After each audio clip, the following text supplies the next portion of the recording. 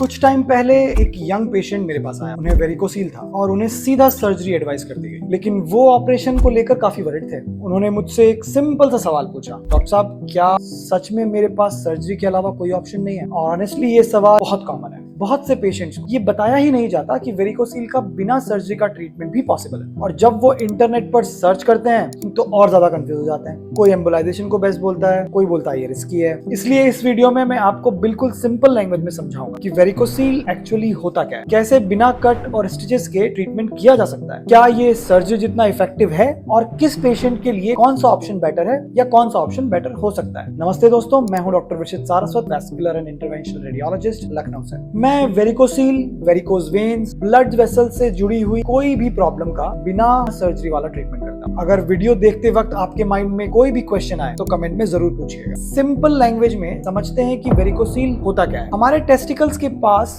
Blood की छोटी नसें होती हैं जो ब्लड को वापस बॉडी की तरफ ले जाती हैं, जिन्हें हम वेन्स बोलते हैं या पेम्पिनिफॉर्म प्लेक्सस बोलते हैं। कभी कभी इन नसों के वाल्व वीक हो जाते हैं और ब्लड सही डायरेक्शन में फ्लो नहीं कर पाता। ब्लड वहीं जमा होने लगता है और धीरे धीरे ब्लड की पूलिंग होने लगती है और नसें फूल जाती है। इस कंडीशन को वेरिकोसील कहा जाता है। एक सिंपल एग्जांपल से समझिए, अगर पानी के पाइप का वाल्व खराब हो जाए तो पानी उल्टा जमा होना लगेगा और पाइप फूल जाएगा। बिल्कुल वही यहाँ होता है। और प्रॉब्लम सिर्फ नसों के फूलने की नहीं है। जब ब्लड वहीं जमा रहता है तो टेस्टिकल्स का टेम्परेचर बढ़ जाता है और स्पर्म को हेल्दी रखने के लिए थोड़ा ठंडा टेम्परेचर चाहिए होता है। इसीलिए वेरिकोसील स्पर्म हेल्थ और फर्टिलिटी को अफेक्ट कर सकता है। क्या हर केस में सर्जरी जरूरी है? अब यहाँ एक इंपॉर्टेंट बात समझिए, जब किसी को वेरिकोसील डायग्नोस होता है तो ज्यादातर लोगों को सीधे बोल दिया जाता है needing an operation.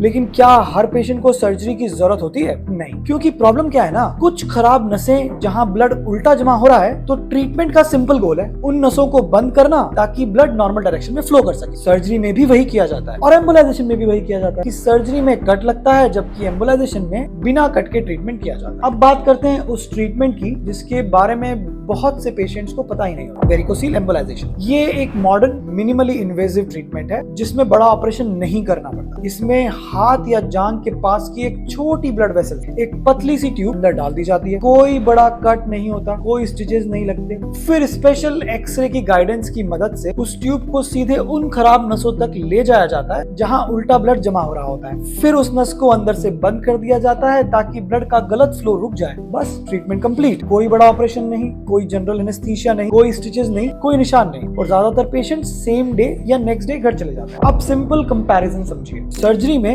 कट लगता है, स्टिचेस होते हैं, रिकवरी में ज्यादा टाइम लग सकता है, कुछ दिन पेन और स्वेलिंग रह सकती है। वहीं अगर बात करें एम्बोलाइजेशन की तो उसमें सिर्फ इंजेक्शन जैसी छोटी सी एंट्री का एक छोटा सा निशान रहता है। कोई कट नहीं, कोई स्टिचेस नहीं, रिकवरी भी फास्ट होती है। और सबसे ज्यादा इंपॉर्टेंट बात, स्टडीज में एम्बोलाइजेशन के रिजल्ट सर्जरी के काफी कंपेरेबल देखे गए, स्पेशली पेन रिलीफ और फर्टिलिटी इंप्रूवमेंट में। किन लोगों के लिए एम्बोलाइजेशन अच्छा ऑप्शन हो सकता है? अगर आप फास्ट रिकवरी चाहते हैं, जल्दी काम पर वापस जाना चाहते हैं, या सर्जरी और बेहोशी से बिल्कुल बचना चाहते हैं, तो एम्बोलाइजेशन एक बहुत अच्छा ऑप्शन आपके लिए हो सकता है। ये उन लोगों के लिए भी हेल्पफुल होता है जो फिजिकली एक्टिव रहना चाहते हैं, जिम करते हैं या एथलीट्स हैं और ज्यादा रेस्ट अफोर्ड नहीं कर सकते। लेकिन हर पेशेंट अलग होता है, इसलिए इंटरनेट देखकर डिसीजन लेने के बजाय प्रॉपर स्पेशलिस्ट से कंसल्ट करना बहुत जरूरी है। और अगर अब आपके माइंड में ये क्वेश्चन आ रहा है कि फाइनली बेटर क्या है, सर्जरी या एम्बोलाइजेशन, किस ट्रीटमेंट में रिकवरी फास्ट होती है और लॉन्ग टर्म रिजल्ट्स में एक्चुअल डिफरेंस क्या होता है, तो मैंने